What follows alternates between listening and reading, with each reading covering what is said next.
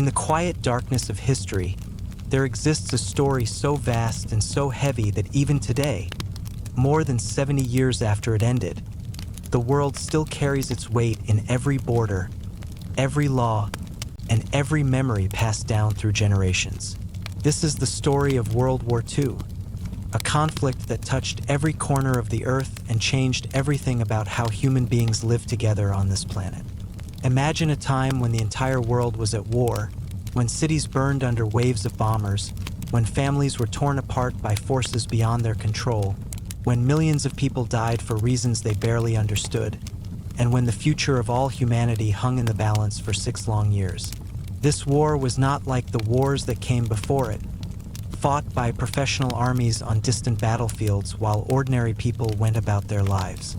This was total war, where everyone became part of the struggle, where children grew up knowing only the sound of sirens and explosions, where mothers worked in factories building weapons while their sons fought overseas, and where the line between soldier and civilian disappeared as bombs fell on homes and schools and hospitals.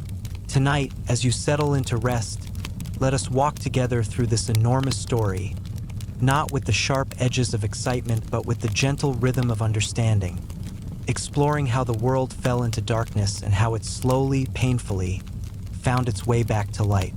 Chapter 1: The World Before the Storm. The story of the Second World War truly begins not in 1939 when the first shots were fired, but many years earlier, in the ashes and disappointment that followed the First World War. That earlier conflict, which people called the Great War because they believed nothing could ever be worse, had killed millions of young men and left Europe exhausted and broken.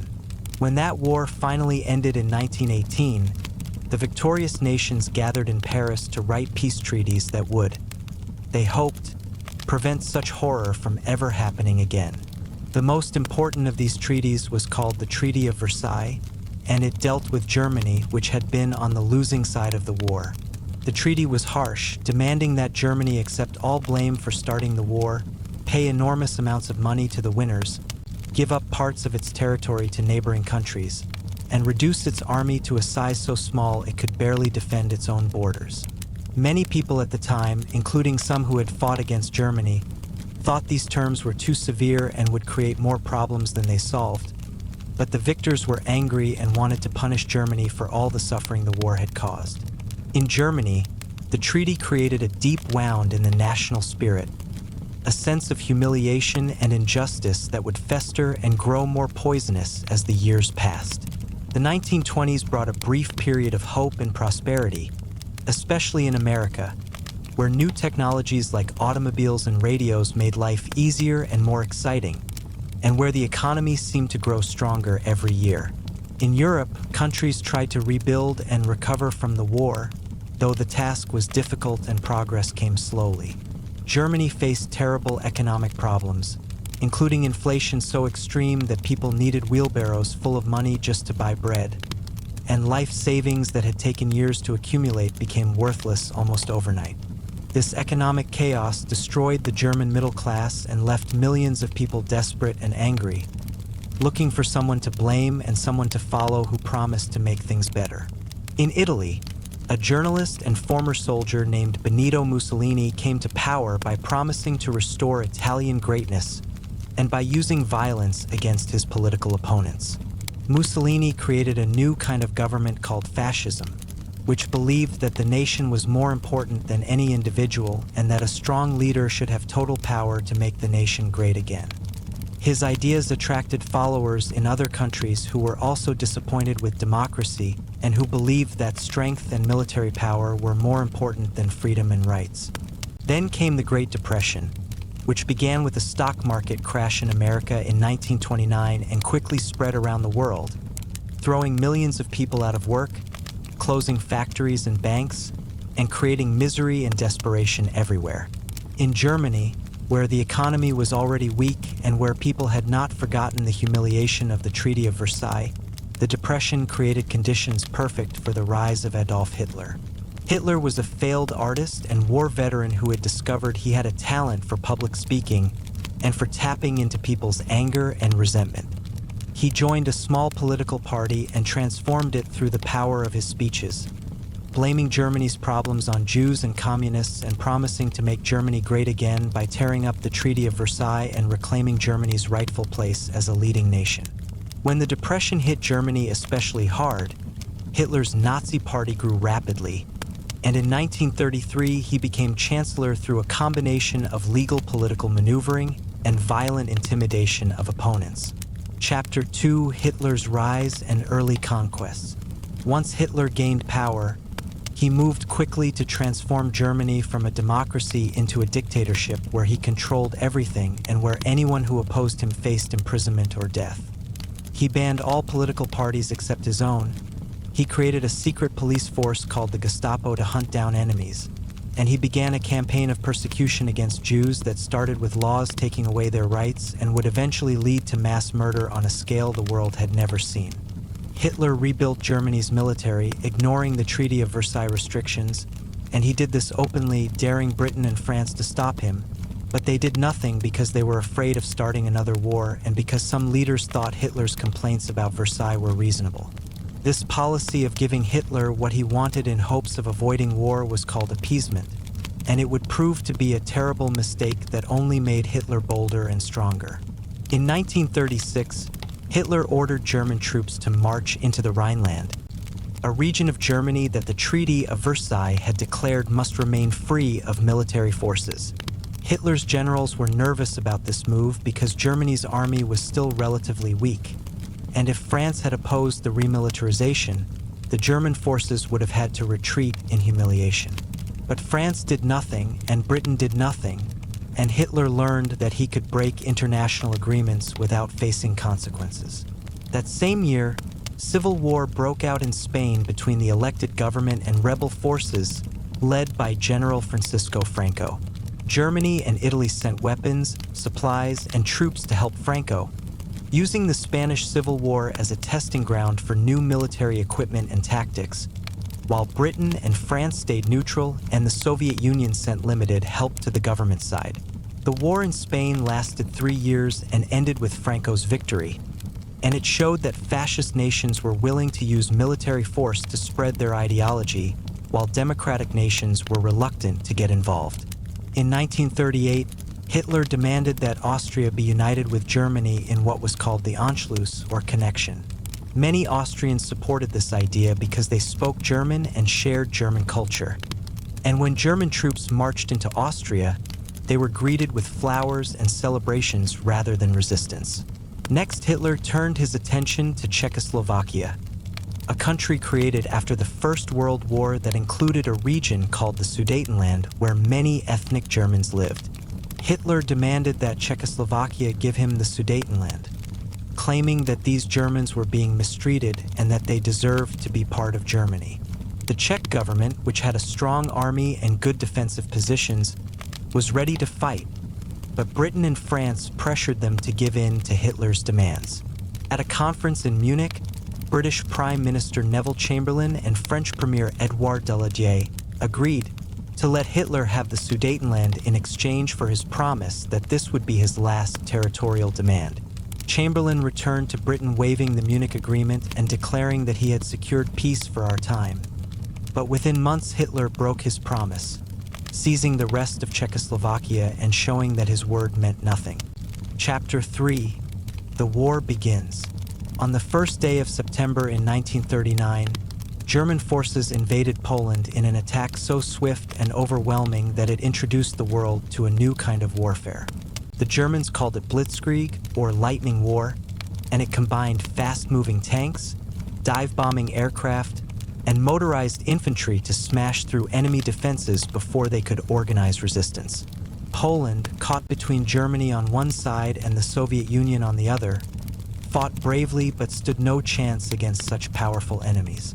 2 days after Germany invaded from the west, Britain and France declared war on Germany, finally drawing a line and saying they would fight rather than allow further aggression.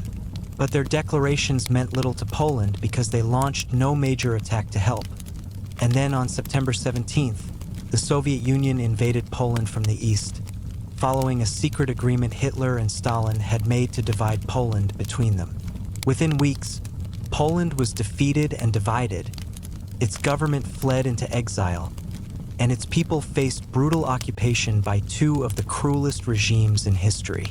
Through the winter of 1939 and into the spring of 1940, the war entered a strange quiet period that people called the Phony War or the Sitzkrieg, where British and French forces faced German armies across fortified borders, but neither side launched major attacks.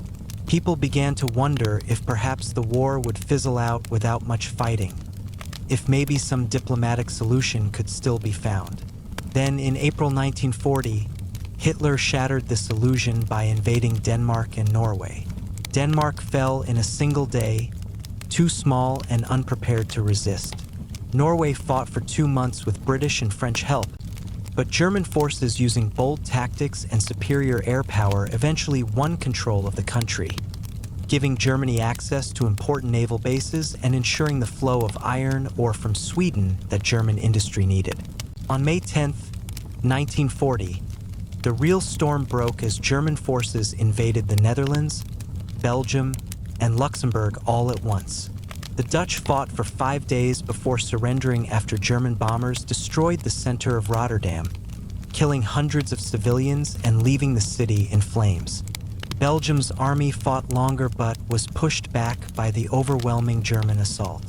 The French and British rushed their best forces forward into Belgium to help, thinking this was where the main German attack would come, but this was exactly what the Germans wanted. The real German attack came through the Ardennes forest, which everyone thought was too thick and hilly for tanks to pass through quickly.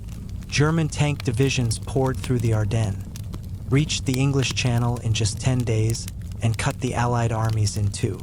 The British and French forces that had rushed into Belgium suddenly found themselves trapped against the coast with German armies surrounding them and no way to escape except by sea. Chapter 4: Dunkirk and the Fall of France. The trapped Allied forces fell back to the French port of Dunkirk, where hundreds of thousands of British, French, and Belgian soldiers crowded onto the beaches, waiting for rescue while German aircraft bombed and strafed them and German tanks moved closer every day. The situation looked hopeless, and it seemed certain that Britain's entire army would be captured or killed.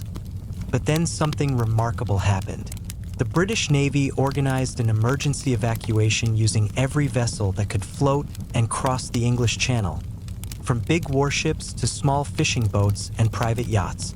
For 9 days, these ships shuttled back and forth under constant air attack, loading soldiers from the beaches and the harbor and carrying them to safety in England. By the time the evacuation ended on June 4th, more than 300,000 soldiers had been saved, though they had to leave behind all their tanks, trucks, and heavy weapons.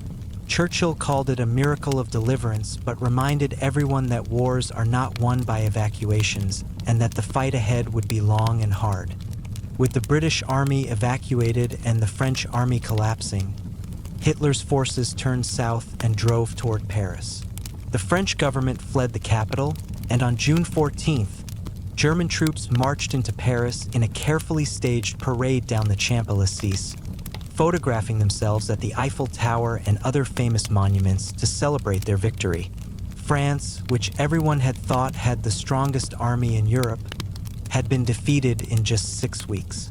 The French government asked Germany for an armistice, and Hitler arranged for it to be signed in the same railway car where Germany had surrendered in 1918.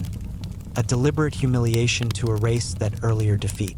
The armistice divided France into 2 zones, a northern and western zone occupied directly by German forces and a southern zone governed by a new French government based in the town of Vichy and led by Marshal Philippe Pétain, an elderly hero from the First World War who believed that cooperation with Germany was the only way to protect France from total destruction.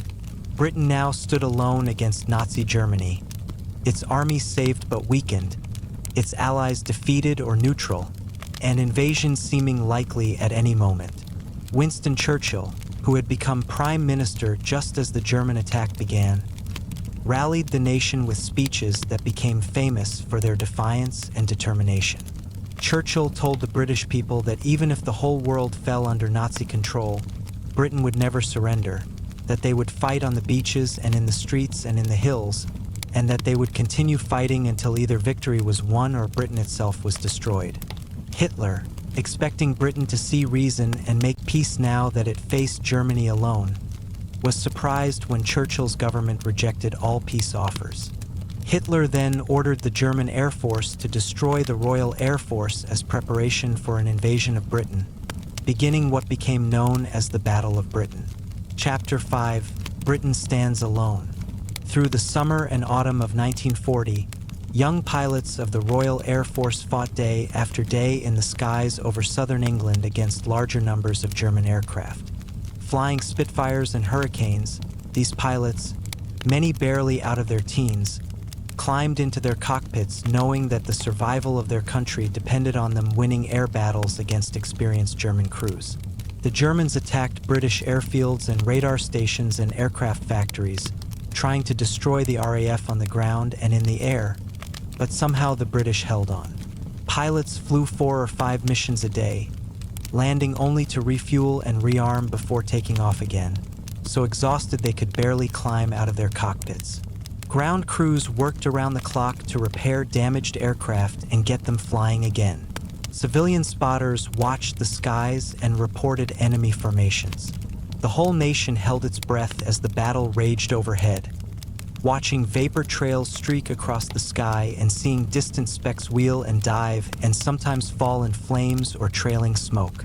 Slowly, the Germans realized they were not winning, that British radar gave the defenders warning of attacks, that British pilots fought with desperate courage, and that every day the RAF seemed to have aircraft in the sky ready to intercept bombers. Hitler kept postponing the invasion date, waiting for the Luftwaffe to achieve air superiority, but it never came. Finally, Hitler gave up on the idea of invading Britain in 1940 and instead turned to bombing British cities in the hope of breaking civilian morale and forcing Britain to surrender. This bombing campaign, called the Blitz, began in September 1940 and continued through the winter and into May 1941. London suffered the worst, with German bombers coming almost every night, dropping tons of explosives and incendiary bombs that started huge fires and destroyed whole neighborhoods. But other cities suffered too, including Coventry, Liverpool, Birmingham, Manchester, and many others that had factories or ports important to the war effort. The Blitz brought terror and death to British cities night after night. Air raid sirens would wail, sending people rushing to shelters in basements or underground train stations, where they would sit in the darkness listening to bombs explode overhead and wondering if their homes would still be standing when they emerged. In the morning, they would come out to find familiar streets transformed into landscapes of rubble and broken buildings, with fires still burning and rescue workers digging through debris looking for survivors. Thousands of civilians died in the bombing, and hundreds of thousands lost their homes, but the British people did not break. Instead, they showed a determination and unity that surprised even themselves, helping neighbors, clearing debris, and going to work the next day even after a night of terror. Churchill's visible presence during the worst of the bombing, visiting damaged areas and talking to victims, helped maintain morale and reminded people that they were fighting not just for survival, but for freedom and everything that made life worth living. Chapter 6: The war spreads.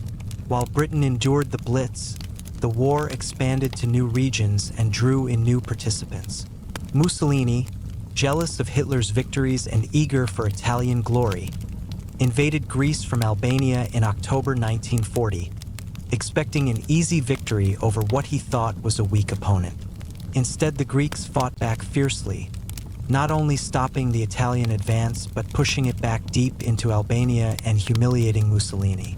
Hitler had to send German forces to rescue his ally, and in April 1941, German armies swept through Yugoslavia and Greece, crushing resistance in a matter of weeks despite brave efforts by local forces and British troops sent to help.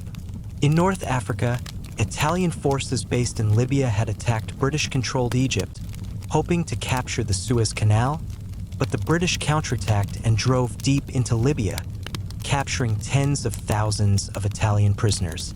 Again, Hitler had to bail out his ally, sending German forces under General Erwin Rommel to North Africa, beginning a back-and-forth desert war that would last for years. On June 22, 1941, Hitler launched the largest military invasion in history, sending more than 3 million soldiers and thousands of tanks and aircraft across the border into the Soviet Union. This invasion, called Operation Barbarossa, was meant to destroy the Soviet state in a few months and give Germany control of the vast resources and living space that Hitler believed the German people needed. Stalin had ignored warnings that Germany was preparing to attack, believing that Hitler would not risk a two-front war. And when the invasion began, Soviet forces were caught completely by surprise. German armies advanced hundreds of miles in the first weeks, encircling and capturing millions of Soviet soldiers and driving toward Moscow, Leningrad, and the riches of Ukraine. Hitler and his generals expected the Soviet Union to collapse quickly, thinking it was a weak state held together only by terror, but they underestimated the Soviet people's capacity for resistance and sacrifice. The German advance seemed unstoppable through the summer and into autumn of 1941. But the Soviets did not surrender even when their losses reached levels that would have forced any other nation to quit. Stalin called on the Soviet people to wage a patriotic war for Mother Russia, and millions responded, fighting with desperate courage and accepting casualties that shocked even the Germans. As German forces approached Moscow in late 1941, the weather turned cold and then bitterly cold, and the Germans found themselves fighting in winter conditions for which they were not prepared. Their vehicles broke down, their weapons froze, their supply lines stretched thin, and they faced Soviet troops who were used to the cold and who received fresh divisions from Siberia. The German advance stalled before reaching Moscow, and for the first time in the war, Hitler's armies had been stopped. Chapter 7: Pearl Harbor and Global War. On December 7, 1941, Japan launched a surprise attack on the American naval base at Pearl Harbor in Hawaii. Japanese carrier aircraft struck early on a Sunday morning, catching the American fleet at anchor and the island's defenses unprepared.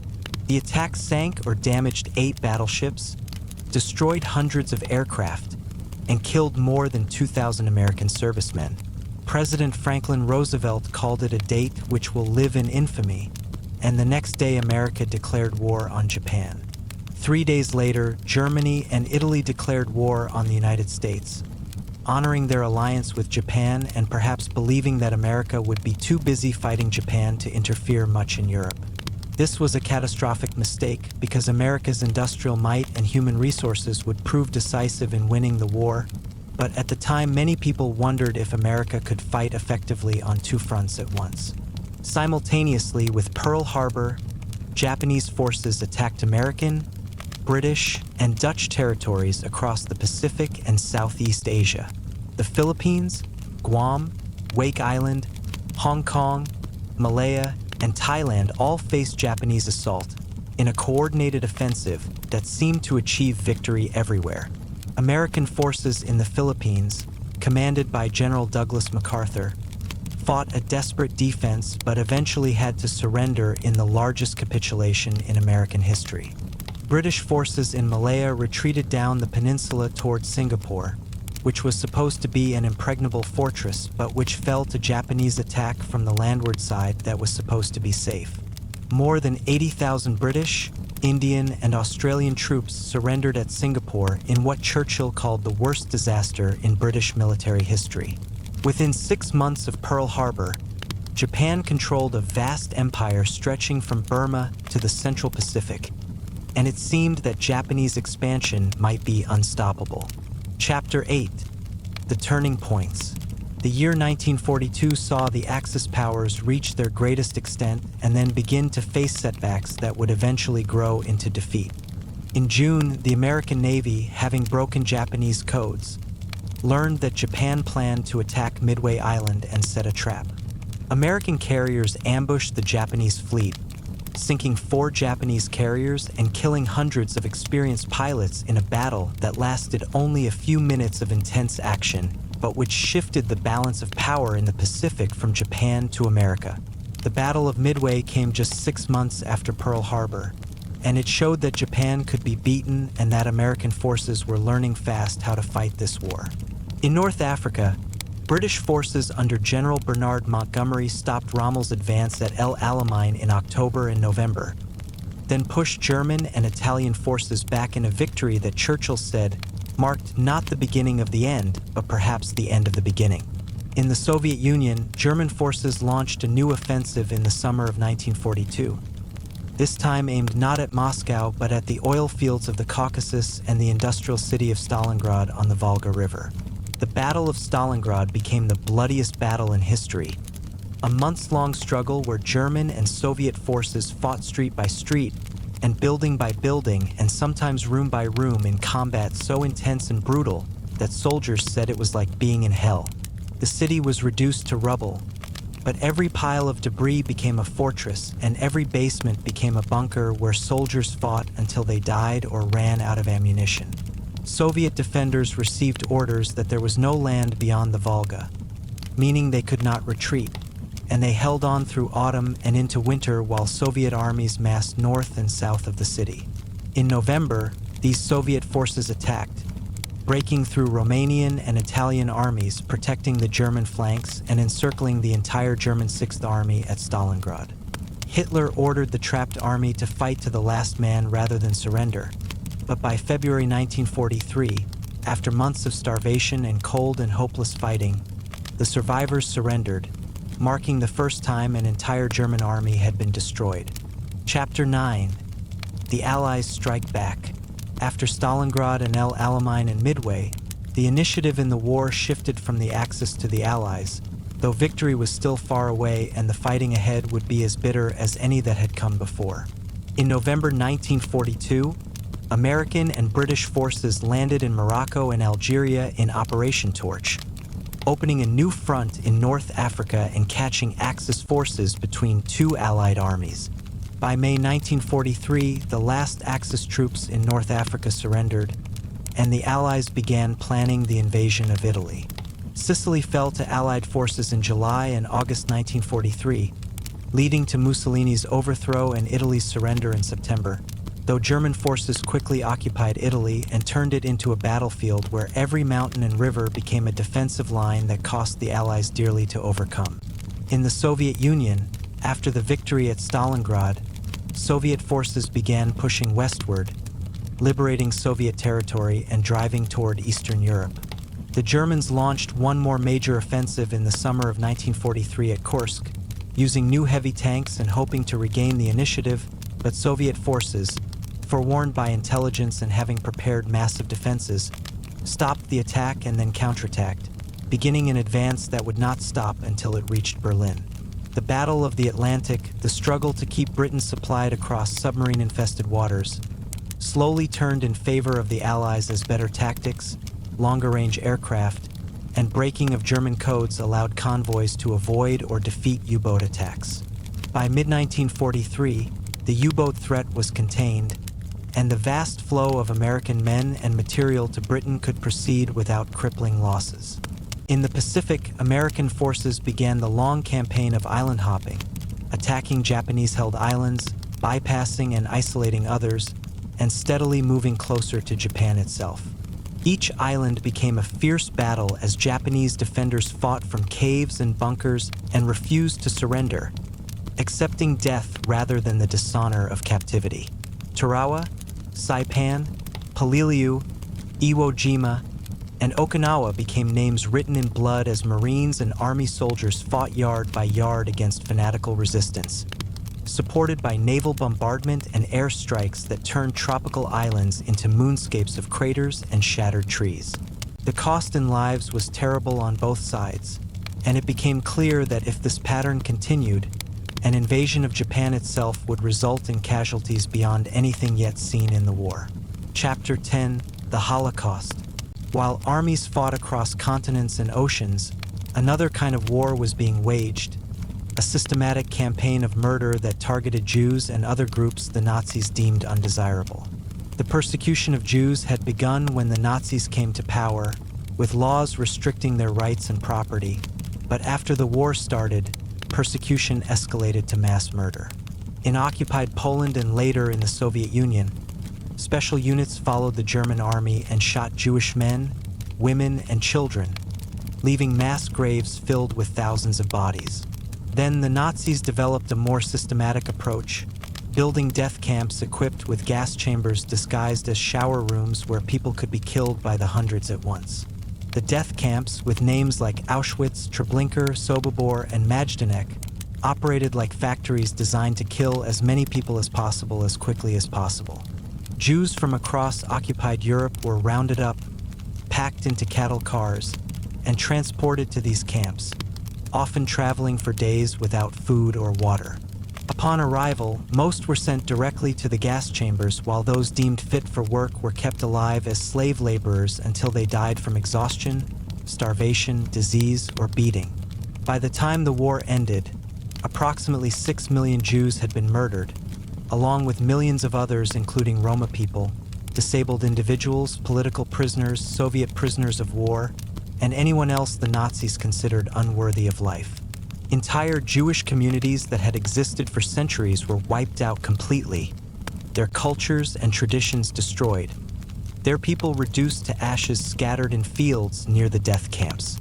The scale and systematic nature of the Holocaust represented a crime unlike anything in history, an attempt to erase an entire people from existence using industrial methods and bureaucratic efficiency. The perpetrators included not just SS guards who operated the camps, but also railroad workers who transported victims, bureaucrats who organized deportations, soldiers who rounded up Jews, and ordinary citizens who stole Jewish property or informed on Jewish neighbors. When the death camps were finally liberated in 1944 and 1945, the survivors were living skeletons barely recognizable as human, and the liberators found evidence of atrocities that challenged belief even when seen with their own eyes. The world struggled to comprehend what had happened, to understand how supposedly civilized nations could commit such crimes, and the question of how to prevent such horrors from ever happening again would shape international law and human rights efforts for decades to come. Chapter 11: D-Day and the Liberation of France. By the spring of 1944, the Allies were ready to open the long-awaited Second Front in France with an amphibious invasion across the English Channel. The planning for this operation, called Operation Overlord, took years and involved deceiving the Germans about where and when the invasion would come.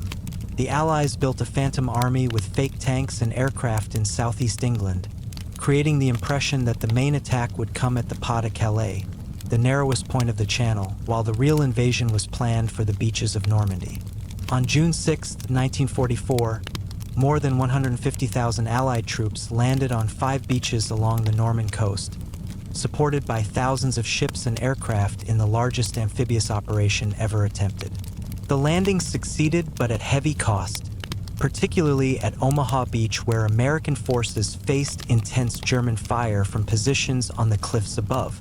Soldiers waded through surf under machine gun fire, many drowning under the weight of their equipment, while medics worked frantically to save the wounded and officers tried to organize attacks against the fortifications. For a time, it seemed the landing at Omaha might fail, but small groups of soldiers found ways up the cliffs, and gradually German resistance weakened as more men and equipment came ashore.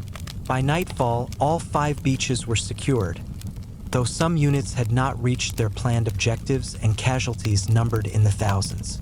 Over the following weeks, the Allies poured men and material through the beachhead, building up strength for a breakout while German forces tried to contain them and push them back into the sea. The breakout came in late July with Operation Cobra, which used massive air bombardment to blast a hole in German lines and allow American armored divisions to race through into open country. German forces in France, already weakened by years of fighting in Russia and hampered by Allied air superiority that made daytime movement nearly impossible, began to collapse. Paris was liberated in late August after French resistance fighters rose up inside the city, and General Charles de Gaulle, leader of the Free French Forces, marched triumphantly down the Champs-Élysées to reclaim the capital for France. Allied armies swept across France and into Belgium, liberating cities and towns to joyous celebrations from people who had lived under German occupation for 4 years. The rapid advance raised hopes that the war might end before Christmas, but supply problems and stiffening German resistance slowed progress as autumn turned to winter. Chapter 12: The Final Battles. As 1944 ended and 1945 began, Germany found itself squeezed between Soviet forces advancing from the east and American and British forces pushing from the west, while strategic bombing reduced German cities to ruins and destroyed the transportation network the economy depended on. Hitler, refusing to accept reality, continued to order armies that no longer existed to launch counterattacks and forbade retreats even when retreat was the only sensible option. In December 1944, Hitler launched a last desperate offensive through the Ardennes forest, hoping to split the Allied armies, capture the vital port of Antwerp, and force a negotiated peace. The Battle of the Bulge achieved initial surprise and made significant gains, particularly against inexperienced American units, but the Allies rushed reinforcements to threatened areas and used their air power to attack German supply lines once the weather cleared. By January, the German offensive had exhausted itself, having achieved nothing except to waste resources Germany could not afford to lose. On the Eastern Front, Soviet armies launched a massive winter offensive in January 1945, advancing rapidly across Poland toward Germany itself.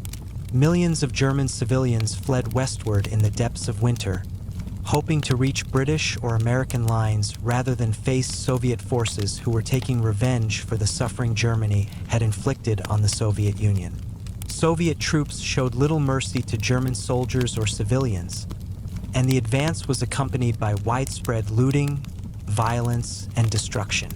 In the West, Allied forces crossed the Rhine River in March, breaking through the last major natural barrier into Germany. German resistance crumbled as the Wehrmacht disintegrated, with some units fighting to the end while others simply dissolved as soldiers tried to make their way home or to surrender to Western forces rather than the Soviets.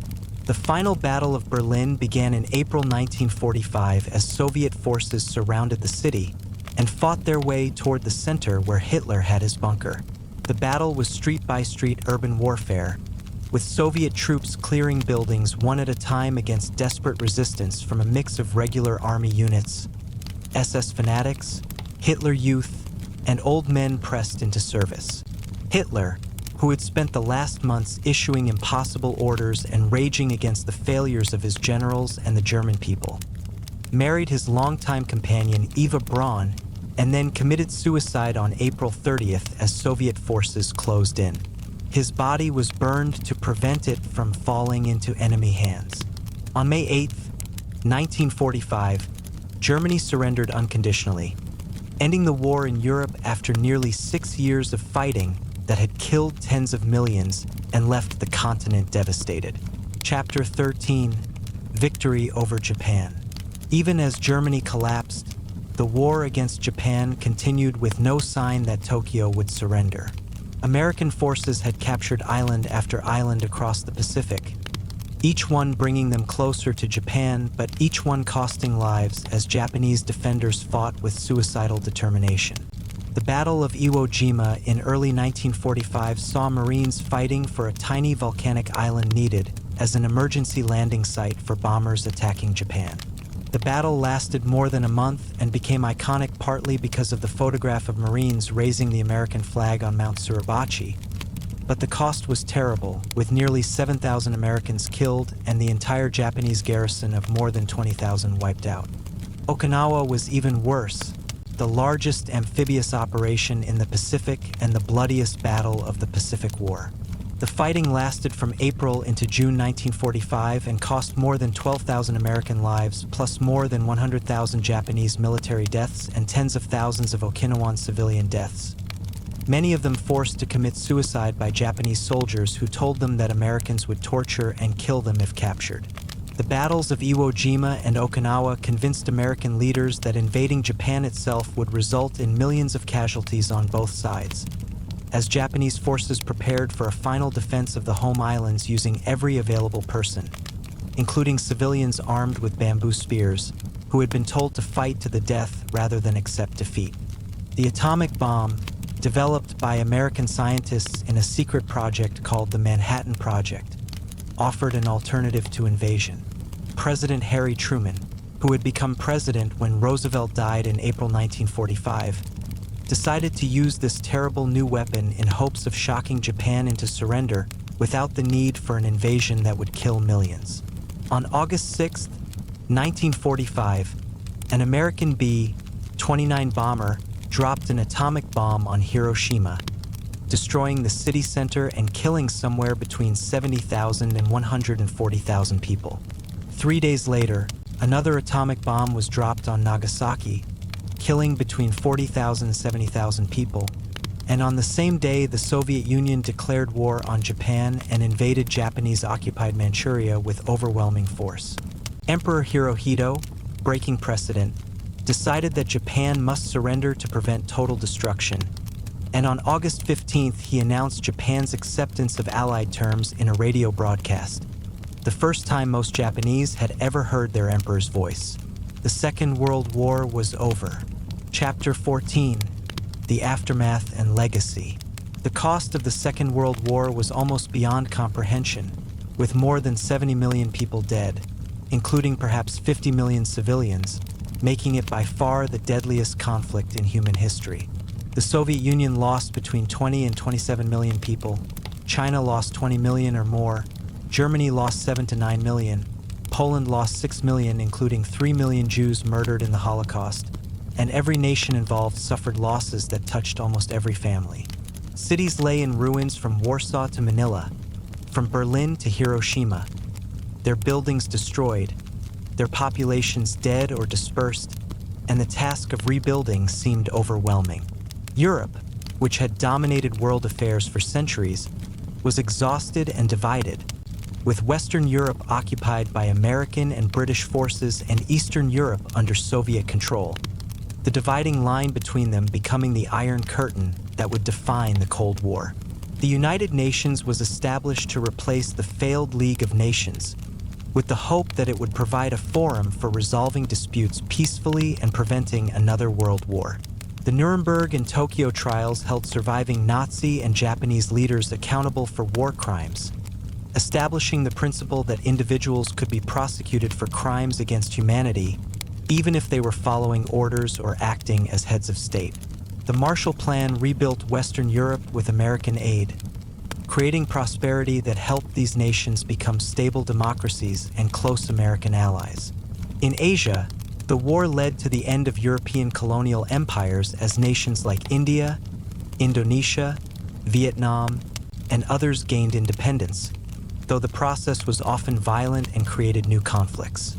The atomic bomb ushered in the nuclear age, creating weapons capable of destroying civilization and leading to an arms race between the United States and Soviet Union that would define international relations for decades. The Holocaust shaped how the world thinks about genocide and human rights, leading to the establishment of Israel as a Jewish homeland, but also creating the Israeli-Palestinian conflict that continues today.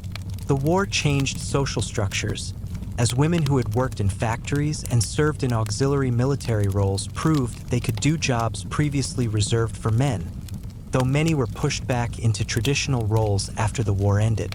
African Americans and other minorities who served in segregated military units used their service to demand equal rights, contributing to civil rights movements in the following decades.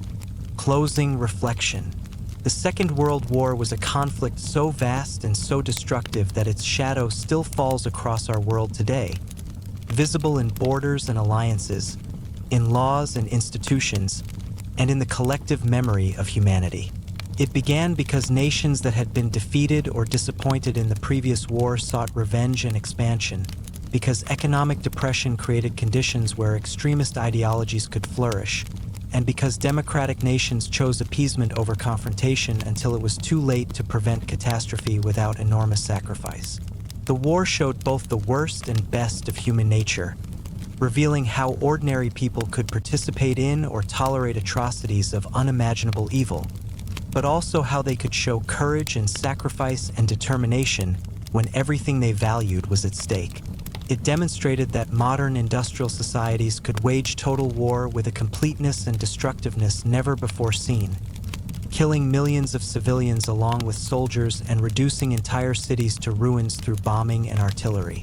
The war's ending brought relief but not true peace, as the alliance between democracies and the Soviet dictatorship quickly dissolved into the Cold War, and as the atomic bomb created the possibility that future wars could destroy all human civilization.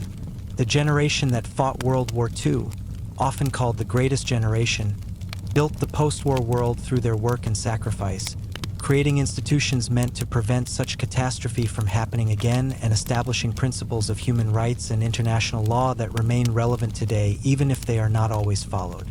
As the last survivors of that generation pass away, the responsibility for remembering what happened and learning from it falls to those of us who did not experience it directly, who know the war only through books and films and the fading memories of those who were there. We must remember not just the big picture of armies and battles and political leaders, but also the individual stories of people who lived through those years, who survived or who died, who resisted or who complied, who showed courage or who broke under pressure, because these individual stories remind us that history is not just the movement of abstract forces but the sum of countless human choices and experiences. The Second World War teaches us that freedom and peace cannot be taken for granted, that they require constant vigilance and sometimes sacrifice to maintain, that evil can flourish when good people do nothing, and that even the darkest times cannot extinguish the human capacity for hope and resistance and love. As we look back on that terrible conflict from the distance of many decades, we see not just a war that ended in 1945, but an event that shaped everything that came after and that will continue to shape our world for as long as humans study history and try to learn from the past.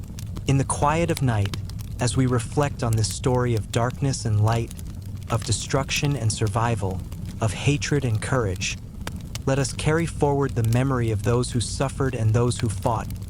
Let us honor their sacrifice by working to prevent such horrors from ever happening again. And let us find in their example the strength to face our own challenges with determination and hope, knowing that even in the darkest times, humanity has the capacity to endure and eventually to find its way back toward light.